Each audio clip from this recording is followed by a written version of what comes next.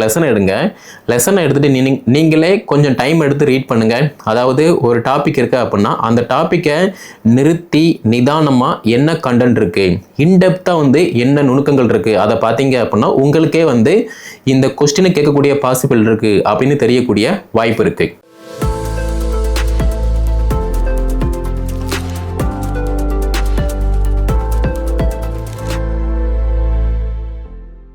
ஒரு அரசு மேல்நிலை பள்ளியில் அரசு ஆசிரியராக பணியில் அமரணும் அப்படின்னா நீங்கள் டிஆர்பி நடத்தக்கூடிய பிஜிடிஆர்பி எக்ஸாமுக்கு அட்டெம்ப்ட் கொடுக்கணும். அட்டெம்ப்ட் கொடுத்து எக்ஸாமில் 150க்கு நீங்கள் எவ்வளோ மார்க் கை மார்க் வந்து ஸ்கோர் பண்ணுறீங்களோ அதை பொறுத்து மட்டும்தான் அடுத்த கட்டமாக சிவி கூப்பிடுவாங்க. அதுக்கப்புறமா உங்களை ஒரு அரசு மேல்நிலை பள்ளியில் 11ஆம் வகுப்பு 12ஆம் வகுப்புக்கு ஒரு அரசு ஆசிரியராக உங்களை பணியில் அமர்த்துவாங்க. அப்படி பார்க்கும்போது இப்போ ரீசெண்டாக டிஆர்பி போர்டு பிஜிடிஆர்பி எக்ஸாமை சக்ஸஸ்ஃபுல்லாக வந்து நடத்தி முடித்தாங்க. அதில் யாரெல்லாம் நல்ல மார்க்கு ஸ்கோர் பண்ணாங்களோ அவங்க எல்லாத்தையுமே சிவி கூப்பிட்டாங்க. எல்லா டாக்குமெண்ட்டும் யாருக்கெல்லாம் பர்ஃபெக்டாக இருந்துச்சோ அவங்க எல்லாருக்குமே பணி நியமன ஆணை கொடுத்து இப்போ ஒரு ஹையர் செகண்டரி ஸ்கூலில் பார்த்தீங்க அப்படின்னா கவர்மெண்ட் ஸ்கூல் டீச்சராக பணியில் இருக்காங்க. அப்படி பார்க்கும்போது இந்த எக்ஸாமில் அட்டெம்ப்ட் கொடுத்து மிஸ் பண்ணவங்க 1 மார்க்கு 2 மார்க்கு 5 மார்க்கு 10 மார்க்கு நான் ப்ரிப்பரேஷனே பண்ணலை, பட் இருந்தாலுமே ஓரளவு வந்து நான் மார்க்கு ஸ்கோர் பண்ணிட்டேன், அடுத்து வரக்கூடிய எக்ஸாமுக்கு நான் வந்து ப்ரிப்பரேஷன் பண்ணுறேன் அப்படின்னு சொல்லக்கூடியவங்க.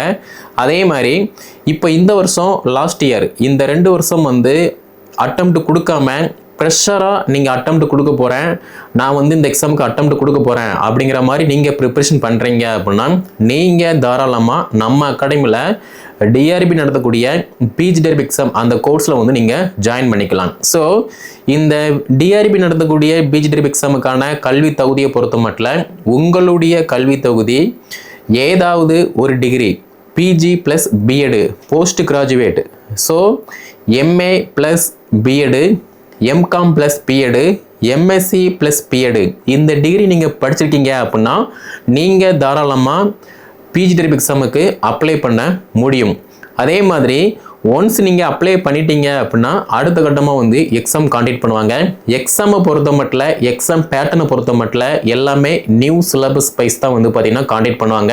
ஏன்னா லாஸ்ட் இயர் தான் பார்த்தீங்க அப்படின்னா பிஜிடிஆர்பி சிலபஸை வந்து அப்டேட் கொடுத்தாங்க.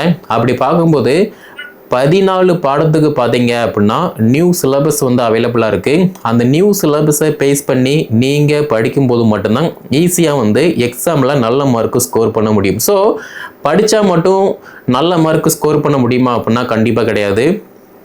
நீங்கள் படிக்கணும், நீங்கள் படித்ததை ப்ராப்பராக டிசிப்ளினாக கன்சிஸ்டன்சியாக நீங்கள் ஒரு தலைப்பு படித்தா கூட அந்த தலைப்பில் இருந்து ஒரு மாதிரி தேர்வு பரீட்சை, அதாவது டெஸ்ட் பேஜ் பண்ணும்போது மட்டும்தான் ப்ராக்டிஸ் பண்ணும்போது மட்டும்தான் எக்ஸாமில் அந்த 3 ஹவரில் 180 வினாக்களுக்கு நல்ல மார்க்கு ஸ்கோர் பண்ண முடியும். அப்போ எக்ஸாம் பேட்டர்னை பொறுத்த மட்டும் 2 எக்ஸாம் இருக்குது. ஒன்று மெயின் எக்ஸாமை பொறுத்த மட்டும் 150 வினாக்கள் 150 மதிப்பெண்கள். ஓகே, இந்த 150ல் 110 வினாக்கள் பார்த்தோம் அப்படின்னா உங்களுடைய பாடம் என்னவோ அந்த பாடத்திலிருந்து 110 வினாக்கள் கேட்பாங்க. நீங்கள் தமிழ் பாடம்னா தமிழில் இருந்து 110 வினாக்கள், மேக்ஸ்னா மேக்ஸில் இருந்து 110 வினாக்கள், சுவாலஜி அப்படின்னா சுவாலஜிலேருந்து 110 வினாக்கள், பொலிட்டிக்கல் சயின்ஸ் அப்படின்னா பொலிட்டிக்கல் சயின்ஸ்ல இருந்து 110 வினாக்கள். இந்த மாதிரி உங்களுடைய பாடம் சார்ந்த வினாக்கள் 110 இருக்கும். மேபி நீங்கள் கம்ப்யூட்டர் சயின்ஸ் இருக்கீங்க அப்படின்னா உங்களுக்கு 130 வினாக்கள் பார்த்தீங்க அப்படின்னா மேஜர் சம்மந்தப்பட்ட வினாக்கள் வந்து இருக்கும். அப்போ மீதம் பார்த்தோம் அப்படின்னா 40 வினாக்கள் இருக்குது, 40 மதிப்பெண்கள். இதில் 30 வினாக்கள் பார்த்தோம் அப்படின்னா காமனாக கம்ப்யூட்டர் சயின்ஸை தவிர மீதம் உள்ள பாடம் எல்லாத்துக்குமே 30 வினாக்கள் வந்து கல்வி உளவியல் எஜுகேஷனல் சைக்காலஜிலேருந்து கேட்பாங்க. அதை நீங்கள் வந்து ஃபோக்கஸ் பண்ணுற மாதிரி இருக்கும். இப்போ நார்மலாக நீங்கள் பிஎட் படிக்கும் போதே ஃபஸ்ட் இயரில் ஃபஸ்ட்டு செம்மு, செகண்ட் செம்மு, அப்புறம் 4th செம்மில் பார்த்தீங்க அப்படின்னா கல்வி சம்மந்தப்பட்ட நிறைய டேட்டா வந்து படிச்சிருப்பீங்க. அது மட்டும் இல்லாமல் இப்போ உள்ள சிச்சுவேஷனில் மத்திய அளவில் மாநில அளவில் உள்ள மிக முக்கியமான கல்வி திட்டங்கள், எந்த ஸ்கீம் எந்த திட்டம் கொண்டு வந்தாங்க, என்ன பர்பஸ்க்காக கொண்டு வந்தாங்க, இந்த திட்டத்தின் கீழ் வந்து யார் வந்து அதிகமாக பயன்படுத்தாங்க, இதனுடைய மெரிட்ஸ் என்ன, டிமெரிட்ஸ் என்ன, இது எல்லாத்தையுமே வந்து நீங்கள் படிக்கிற மாதிரி இருக்கும். இது வந்து 30 வினாக்கள். இதே இது நீங்கள் கம்ப்யூட்டர் சயின்ஸாக இருக்கீங்க அப்படின்னா எஜுகேஷனல் சைக்காலஜிலேருந்து 10 வினாக்கள் கேட்பாங்க. அதை நீங்கள் வந்து ஃபோக்கஸ் பண்ணிக்கலாம். ஓகே, அடுத்து மீதம் 10 வினாக்கள் வந்து பார்த்தீங்க அப்படின்னா எல்லாத்துக்குமே வந்து பொதுவானது. பொது அறிவு, நடப்பு நிகழ்வுகள், இந்த 10 வினாக்கள் வந்து பொதுவாக இருக்கும். அப்போ இந்த ஜிகே சைக்காலஜி 40 வினாக்கள் இருக்கு இல்லையா, இந்த 40 வினாக்கள் வந்து ரொம்ப ரொம்ப முக்கியமானது. ஏன்னா நிறைய பேர் வந்து நான் மேஜரை மட்டும்தான் ஃபோக்கஸ் பண்ணுவேன், லாஸ்ட்டாக வந்து சைக்காலஜி பார்த்துக்குருவேன், லாஸ்ட்டாக வந்து நான் வந்து தகுதி தேர்வு பார்த்துக்குருவேன் அப்படிங்கிற மாதிரிலாம் சொல்லுவாங்க. ஆனால் அப்படி கிடையாது. நீங்கள் படிக்கும்போதே மேஜர் வந்து first preference, first priority, second priority பார்த்தீங்க அப்படின்னா சைக்காலஜி, தேர்டு வந்து பார்த்தீங்க அப்படின்னா தகுதி தேர்வு, ஃபோர்த்து வந்து பார்த்தீங்க அப்படின்னா அஸ் யூஸ்வல் அஸ் ஏ டீச்சராக டெய்லியுமே நீங்கள் நியூஸ் பேப்பர் ரீட் பண்ணுறீங்க அப்படின்னா உங்களுக்கு கரண்ட் அஃபேர் ஜிகே வந்து ஈஸியாக அப்டேட் ஆக முடியும். ஆனால் நிறைய பேர் பார்த்தோம் அப்படின்னா இப்போ நம்ம இன்ஸ்டியூஷனில் லாஸ்ட் இயர் பார்த்தீங்க அப்படின்னா நிறைய பேர் படித்தாங்க. இருந்தாலுமே நம்ம கொடுக்கக்கூடிய அறிவுரையை ஏற்காம நான் இப்படி தான் இருப்பேன், நான் வந்து எவ்வளோ பெரிய எக்ஸ்பீரியன்ஸான ஆள் தெரியுமா அப்படிங்கிற மாதிரி வந்து ஒரு தலக்கணத்தோடு இருந்தவங்க பார்த்தீங்க அப்படின்னா தகுதி தேர்வில் கூட வந்து பாஸ் ஆகலை. ஆனால் எனக்கு முன் அனுபவம் வந்து இருக்குது, நான் ஸ்கூலில் வந்து ஒர்க் பண்ணிக்கிட்டு தான் இருக்கேன், நீங்கள் கொடுக்கக்கூடிய டெஸ்ட் பேஜாக இருக்கட்டும், அறிவுரையாக இருக்கட்டும், இது எல்லாத்தையுமே நான் வந்து அப்செட் பண்ணுவேன், ஒபே பண்ணி நான் வந்து ப்ராக்டிஸ் பண்ணுவேன் அப்படின்னு பண்ணவங்க எல்லாருமே பார்த்தீங்கன்னா ஒரு கவர்மெண்ட் ஸ்கூலில் இப்போ அப்பாயின்மெண்ட் ஆகிட்டு இருக்காங்க. அப்போ இந்த காம்படிட்டிவ் எக்ஸாமை பொறுத்த மட்டும் தமக்கு தான் எல்லாமே தெரியும், லாஸ்ட் இயர் வந்து அட்டெம்ப்ட் கொடுத்தோம், நான் எத்தனை வருஷம் அனுபவசாலி தெரியுமா அப்படிங்கிற மாதிரிலாம் வந்து இந்த தலக்கணத்தோட இருக்கிறவங்க வந்து பார்த்தீங்கன்னா பாஸ் பண்ண முடியாது. எல்லாம் தெரிஞ்சால் கூட இப்போ உள்ள சிச்சுவேஷனுக்கு தகுந்த மாதிரி, காலத்துக்கு தகுந்த மாதிரி யார் அப்டேட் ஆகுறாங்களோ அவங்க மட்டும்தான் பார்த்தீங்கன்னா பாஸ் பண்ண முடியும். அப்போ 150 மதிப்பெண்கள் முதன்மை தாள், இது வந்து உங்களுக்கு தெரிய பாசிபிள் இருக்கு. அடுத்து பார்த்தோம் அப்படின்னா 30 வினாக்கள். 30 வினாக்களை பொறுத்த மட்டும் தமிழ் தகுதி தேர்வு. இந்த தமிழ் தகுதி தேர்வு மஸ்ட் இம்பார்ட்டன்ஸ். ஏன்னா தகுதி தேர்வு வந்து ஒரு எலிஜிபிள் மார்க் மட்டும்தான். இந்த எலிஜிபிள் பேப்பரில் நீங்கள் எலிஜிபிள் ஆகிட்டீங்க அப்படின்னா உங்களுடைய மெயின் பேப்பர் வந்து வேல்யூஷன் போகும். மேபி எலிஜிபிள் பேப்பரில் நீங்கள் எலிஜிபிள் ஆகலை அப்படின்னா மெயின் பேப்பரில் நீங்கள் 150க்கு 150 எடுத்தாலுமே உங்களுடைய பேப்பர் வந்து வேல்யூஷன் போகாது. Must importance. லாஸ்ட் இயர் நடந்து முடிஞ்ச எக்ஸாமில் 80,000 பேர் பார்த்தீங்க அப்படின்னா தகுதி தேர்வில் எலிஜிபிள் ஆகலை. மெயின் எக்ஸாமில் நல்ல மார்க் எடுத்தும் கூட பார்த்தீங்கன்னா தகுதி தேர்வில் வந்து எலிஜிபிள் ஆகலை, அதனால அவங்க வந்து ஃபெயில் ஆகிட்டாங்க. ஸோ இனிமேல் வரக்கூடிய எக்ஸாமில் நீங்கள் டிஆர்பி நடத்தக்கூடிய எந்த எக்ஸாமுக்கு நீங்கள் போட்டி போட்டாலுமே நான் ஸ்கூலில் ஒர்க் பண்ணுறேன், அத்தனை வருஷம் எக்ஸ்பீரியன்ஸ் இருக்குது, இத்தனை வருஷம் எக்ஸ்பீரியன்ஸ் இருக்குது, நான் யார் தெரியுமா அப்படிங்கிற மாதிரிலாம் வந்து சீன் கிரியேட் பண்ணாமல் தெரிஞ்சதை ஃபஸ்ட்டு ப்ரிப்பரேஷன் பண்ணுங்கள், டெஸ்ட் ப்ராக்டிஸ் பண்ணுங்கள். ஓகே, அப்போ எக்ஸாம் பேட்டர்னை பற்றி ஓரளவு வந்து ஐடியா கிடச்சிருக்கும், கம்ப்ளீட் ஐடியா கிடச்சிருக்கும். அடுத்து பார்த்தீங்கன்னா இந்த எக்ஸாமுக்கு எப்படி படிக்கலாம். ஸோ ஃபர்ஸ்ட் ஆஃப் ஆல் வந்து நீங்கள் என்ன பாடமோ அந்த பாடத்துக்கான சிலபஸ் வந்து பாருங்கள். இது வந்து ஃபஸ்ட்டு ஸ்டெப்பு. செகண்ட் ஸ்டெப்பை பொறுத்த மட்டும் டிஆர்பி வெப்சைட்டில் முந்தைய வருட வினாத்தாள் வந்து அவைலபிளாக இருக்குது, அதை பாருங்கள். அப்படி இல்லை அப்படின்னா நம்ம அகாடமி டெலிகிராம் குரூப்பில் வந்து சிலபஸ் ப்ரீவியஸ் கொஸ்டின் இருக்குது, அதை விசிட் பண்ணி பாருங்கள். இது வந்து ரெண்டாவது ஸ்டெப்பு. மூணாவது ஸ்டெப்பு பொறுத்த மட்டும் நீங்கள் ஸ்கூலில் ஒர்க் பண்ணுறீங்க, ஒர்க் பண்ணல, ப்ரெஷராக இருக்கீங்க, இல்லைனா சம்மந்தமே இல்லாமல் பிஜி ப்ளஸ் பிஎட் படிச்சுட்டு வேற ஒரு டிபார்ட்மெண்ட்டில் வந்து ஒர்க் பண்ணிட்டு இருக்கீங்க அப்படின்னா இப்போ உள்ள ஸ்கூல் புக்கு, இப்போ கரண்டில் ஸ்கூல் புக் என்னவோ 6ஆம் வகுப்புலேருந்து 12th வரைக்குள்ள நீங்கள் என்ன பாடமோ அந்த பாடத்துக்கான அடிப்படை தகவல் என்ன இருக்குது அதை வந்து நீங்கள் ரீட் பண்ணுங்கள், டெஸ்ட் ப்ராக்டிஸ் பண்ணுங்கள். ஏன்னா அடிப்படையே தெரியாமல் பார்த்தீங்கன்னா நிறைய பேர் இந்த எக்ஸாமுக்கு அட்டெம்ப்ட் கொடுக்காங்க, அவங்களால பார்த்தீங்க அப்படின்னா கட் ஆஃப் வந்து தாறுமாறாக போய்கிட்டு இருக்கு. ஸோ அதனால அடிப்படை எது அப்படின்னா ஸ்கூல் புக்கு தான். சார் நான் வந்து ஸ்கூலில் ஒர்க் பண்ணிட்டு இருக்கேன், நான் படிக்கணுமா அப்படின்னா கண்டிப்பாக படிக்கணும். ஏன் படிக்கணும் அப்படின்னா நீங்கள் ஸ்கூலில் ஒர்க் பண்ணுறீங்க அப்படின்னா ஒரு லெசனை ஸ்டாப் ரூமில் உட்காந்துட்டோ இல்லைனா வீட்டில் இருந்துட்டோ பஸ்ஸில் ஸ்கூலுக்கு போகும்போதோ பார்த்தீங்க அப்படின்னா அந்த லெசனை ரீட் பண்ணிவிட்டு ½ அன் ஹவரோ 1 ஹவரோ ஒரு 10 நிமிட்ஸ்க்கு முன்னாடி கூட ப்ரிப்பரேஷன் பண்ணிவிட்டு அந்த கிளாஸ் ரூமில் போய்ட்டு வந்து ப்ரெசென்ட் பண்ணுவீங்க. இதை வச்சு பார்த்தீங்க அப்படின்னா நோ யூஸ். ஓகே, ஆனால் நீங்கள் ஸ்கூலில் ஒர்க் பண்ணுறீங்க, இந்த எக்ஸாமுக்கு அட்டெம்ப்ட் கொடுக்க போகிறீங்க அப்படின்னா ஒரு லெசனை எடுங்க, லெசனை எடுத்துகிட்டு நீங்களே கொஞ்சம் டைம் எடுத்து ரீட் பண்ணுங்கள். அதாவது ஒரு டாபிக் இருக்குது அப்படின்னா அந்த டாப்பிக்கை நிறுத்தி நிதானமாக என்ன கண்டென்ட் இருக்குது, இன்டெப்த்தாக வந்து என்ன நுணுக்கங்கள் இருக்குது அதை பார்த்தீங்க அப்படின்னா உங்களுக்கே வந்து இந்த கொஸ்டினை கேட்கக்கூடிய பாசிபிள் இருக்குது அப்படின்னு தெரியக்கூடிய வாய்ப்பு இருக்குது. அப்போது பேசிக்கு வந்து 3வது ஸ்டெப்பு. நீங்கள் என்ன பாடமோ அந்த பாடத்துக்கான புத்தகத்தை எடுத்து படிங்க. இது வந்து 3வது.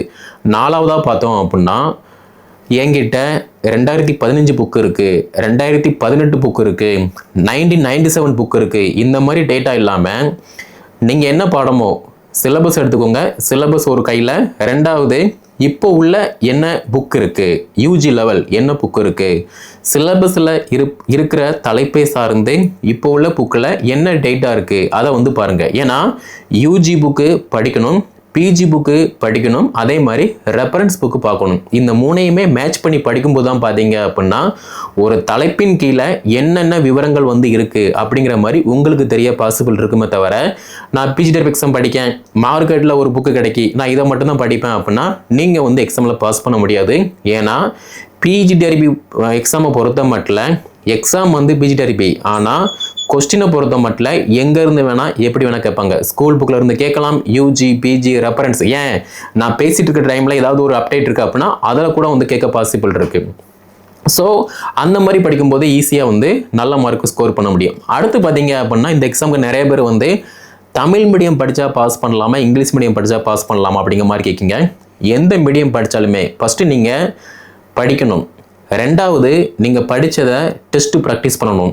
ஆனால் நிறைய பேர் பார்த்தோம் அப்படின்னா நம்மக்கிட்டே வந்து ஜாயின் பண்ணுவாங்க, நான் ஸ்கூலில் ஒர்க் பண்ணுறேன், எனக்கு வந்து கை குழந்தை இருக்குது, ஃபேமிலி கமிட்மெண்ட் இருக்குது, நான் வந்து டெஸ்ட்லாம் போட்டு பார்க்க மாட்டேன், ஆனால் 10ல் 11 நானும் வந்து வாசிப்பேன் அப்படிங்கிற மாதிரி சொல்லுவாங்க. ஆனால் வாசித்தா மட்டும் எக்ஸாமில் நல்ல மார்க் ஸ்கோர் பண்ண முடியாது. ஏன்னா நீங்களே பார்த்துருப்பீங்க, ப்ரீவியஸ் கொஸ்டின் எடுத்து பார்த்தீங்க அப்படின்னா யாரெல்லாம் வந்து படித்ததை ப்ராப்பராக டெஸ்ட்டு ப்ராக்டிஸ் பண்ணுறாங்களோ அவங்களால மட்டும்தான் ஒரு வினாவுக்கு சரியான விடையை வந்து கொடுக்க முடியுமே தவிர, டெஸ்ட் பேஜே ப்ராக்டிஸ் பண்ணாமல் ஒருத்தன் போய் அட்டன் பண்ணுறான் அப்படின்னா அந்த எக்ஸாமில் 3 ஹவரில் 150 வினாக்களுக்குமே வந்து அந்த வினாவை கரெக்டான ஆன்சரை வந்து கொடுக்க முடியாது. இதுதான் வந்து ஃபேக்ட்டு, ரியாலிட்டி. அடுத்து பார்த்தோம் அப்படின்னா நீங்கள் டெஸ்ட் ப்ராக்டிஸ் பண்ணும்போது மட்டும்தான் உங்களுக்கு உங்களுடைய ப்ளஸ் மைனஸ் எல்லாமே தெரிய பாசிபிள் இருக்கும். நீங்கள் படித்த தலைப்பின் கீழிருந்து பார்த்தோம் அப்படின்னா எப்படி வந்து வினாக்கள் கேட்கப்படுது அப்படிங்கிற ஸ்ட்ராட்டஜியுமே வந்து உங்களுக்கு தெரிய பாசிபிள் இருக்கும். ஆனால் நீங்கள் டெஸ்ட் ப்ராக்டிஸே பண்ணலை அப்படின்னா உங்களுக்கு ஃபஸ்ட்டு கொஸ்டின் பேட்டர்ன் தெரியாது. ரெண்டாவது எக்ஸாமில் 3 ஹவர் இருக்குது, அந்த 3 ஹவரை எப்படி மேனேஜ்மெண்ட் பண்ணணும் அப்படிங்கிற மாதிரி டைம் மேனேஜ்மெண்ட் வந்து உங்களுக்கு தெரிய பாசிபிள் கிடையாது. மூணாவதாக பார்த்தோம் அப்படின்னா புலம்ப தான் செய்வீங்க. ஸோ இது எல்லாத்தையுமே வந்து ப்ளஸ்ஸாக மாற்றணும் அப்படின்னா ஃபஸ்ட்டு நீங்கள் படிக்கணும், ரெண்டாவது டெஸ்ட்டு ப்ராக்டிஸ் பண்ணணும், மூணாவது நீங்கள் படித்ததை ப்ராப்பராக வந்து டிசிப்ளினாக கன்சிஸ்டன்சியாக வந்து ரிப்பீட்டடாக வந்து படிக்கணும். இதுதான் வந்து உங்களுடைய ப்ளஸ்ஸை வந்து ப்ளஸ்ஸாக மாற்றக்கூடிய பாசிபிள் இருக்கும். Okay, same time Tamil medium படிக்கலாமா, இங்கிலீஷ் மீடியம் படிக்கலாமா? தமிழ் மீடியம் படித்தாலும் உங்களால் பாஸ் பண்ண முடியும், இங்கிலீஷ் மீடியம் படித்தாலும் உங்களால் வந்து பாஸ் பண்ண முடியும். உங்களுக்கு எந்த லாங்குவேஜ் பெஸ்ட்டாக தெரியுதோ, ஒரு வினா இருக்குது, ஒரு கொஸ்டின் இருக்குது அப்படின்னா அந்த கொஸ்டின் ப்ளஸ் ஆன்சர் ரெண்டையுமே வந்து என்னால் இங்கிலீஷ் மீடியம்னா இங்கிலீஷில் என்னால் ஆன்சர் பண்ண முடியும், ஃப்ளூன்ஸியாக வந்து ஆன்சர் பண்ண முடியும். தமிழ்னா தமிழில் வந்து ஆன்சர் பண்ண முடியும் அப்படின்னா ஈஸியாக எக்ஸாமில் 150க்கு 90 மதிப்பெண்கள், 95, 100, 110 மார்க் மேலே வந்து உங்களால் ஸ்கோர் பண்ண முடியும். ஆனால் அங்கிட்டும் இல்லாமல் இங்கிட்டும் இல்லாமல் நீங்கள் படித்தீங்க அப்படின்னா மார்க் ஸ்கோர் பண்ண முடியாது. ஓகே, ஸோ நம்ம அகாடமி சார்பாக அடுத்து வரக்கூடிய பிஜிடிஆர்பி எக்ஸாமுக்கு நியூ பேஜ் வந்து ஸ்டார்ட் பண்ணுறோம். இந்த நியூ பேஜை பொறுத்த மட்டும் எல்லாமே கரண்ட் நியூ சிலபஸை பேஸ் பண்ணி பார்த்தீங்க அப்படின்னா major, psychology, current affair GK, அது மட்டும் இல்லாமல் தமிழ் தகுதி தேர்வு, இந்த 4க்குமான மாதிரி டெஸ்ட் பேஜ் மட்டுமே தனியாக இருக்குது. மெட்டீரியல் ப்ளஸ் டெஸ்ட் பேஜ் மட்டுமே பார்த்தீங்க அப்படின்னா நம்ம ரெண்டுமே சேர்த்து இன்க்ளூடாக வந்து கான்டாக்ட் பண்ணுறோம். அதுலேயுமே நீங்கள் வந்து ஜாயின் பண்ண முடியும். அதே மாதிரி நீங்கள் அடுத்து வரக்கூடிய எக்ஸாமுக்கு தான் ஜாயின் பண்ணுறீங்க, அப்போ அதுக்கு தகுந்த மாதிரி டெஸ்ட் பேஜுமே வந்து பார்த்தீங்கன்னா மாடிஃபை ஆகும். மெட்டீரியலுமே பார்த்தீங்க அப்படின்னா அப்டேட்டான மெட்டீரியல் PDF ஃபார்மேட் சாஃப்ட் காப்பியை தான் ப்ரொவைட் பண்ணுவோம். அதை நீங்கள் வந்து ஃபாலோ பண்ணுற மாதிரி இருக்கும். ஏன்னா இப்போ இந்த வருஷம் புக்கை எடுத்து நீங்கள் அடுத்து வரக்கூடிய எக்ஸாமுக்கு படிச்சீங்க அப்படின்னா பேசிக் வந்து உங்களால் வந்து கவர் பண்ண முடியும். ஆனால் அப்டேட்டோட இருக்கும்போது மட்டும்தான் உங்களால் நல்ல மார்க் ஸ்கோர் பண்ண முடியும், அப்பாயின்மெண்ட் ஆர்டர் வந்து வாங்க முடியும். ஓகே, ஸோ உங்களுடைய கல்வி தகுதி பிஜி ப்ளஸ் பிஎட் இருக்குது அப்படின்னா நீங்கள் தாராளமாக அடுத்து வரக்கூடிய எக்ஸாமுக்கு பிஜிடிஆர்பி எக்ஸாமுக்கு வந்து படிக்க ஸ்டார்ட் பண்ணுங்கள். நீங்கள் படிக்கும்போது மட்டும்தான் நீங்கள் எக்ஸாமில் நல்ல மார்க் எடுக்க முடியுமே தவிர, அதை விட்டுட்டு எலெக்ஷன் வருது, எந்த ஆட்சி வரப்போதோ, எக்ஸாம் எப்போ வரப்போதோ அப்படிங்கிற மாதிரி அசால்ட்டாக இருந்தீங்க அப்படின்னா உங்களால் வந்து பாஸ் பண்ண முடியாது. ஏன் அப்படின்னா இப்போ ரீசெண்டாக நடந்து முடிஞ்ச எக்ஸாமில் யாரெல்லாம் வந்து ஃபெயில் ஆனாங்களோ அவங்க எல்லாருமே அடுத்து வரக்கூடிய எக்ஸாமுக்கு வந்து படிச்சுட்டு இருக்காங்க. அதே மாதிரி இப்போ ஃப்ரெஷ்ஷாக இப்போ BEd first year, second year, secondary முடிச்சு இப்போ வந்து வேற ஒரு டிகிரி பண்ணிட்டு இருக்காங்க அப்படின்னா அவங்களுமே இந்த எக்ஸாமுக்கு வந்து படிச்சுட்டு இருக்காங்க. அப்போ படிக்கிறவங்க எக்ஸாம் எப்போ வந்தாலுமே நல்ல மார்க் எடுத்து பாஸ் ஆகிட்டு போயிடுவாங்க. ஆனால் படிக்காமல் ரீசன் சொல்லிட்டு அந்த டைமுக்கு தகுந்த மாதிரி படிப்பாங்களா, அவங்க வந்து பாஸ் பண்ண முடியாது, நல்ல மார்க்கு ஸ்கோர் பண்ண முடியாது. ஸோ சிந்திங்க, படிக்க ஸ்டார்ட் பண்ணுங்க. நம்ம SSRIS எஜுகேஷன் மூலமாக அடுத்து வரக்கூடிய பிஜிடிஆர்பி எக்ஸாமுக்கு Tamil medium English medium material and test page பார்த்தீங்க அப்படின்னா அட்மிஷன் வந்து போய்கிட்டு இருக்கு. கீழே டிஸ்கிரிப்ஷனில் வாட்ஸ்அப் நம்பர் கான்டாக்ட் நம்பர் கொடுத்துருக்கேன். அதை கான்டாக்ட் பண்ணி என்ன டீட்டெயில்னு கேளுங்க. இந்த வீடியோ தொகுப்பை PG + PED ஷேர் பண்ணுங்கள். மேலும் அப்டேட் பெற சப்ஸ்கிரைப் பண்ணி ஃபாலோ பண்ணுங்கள்.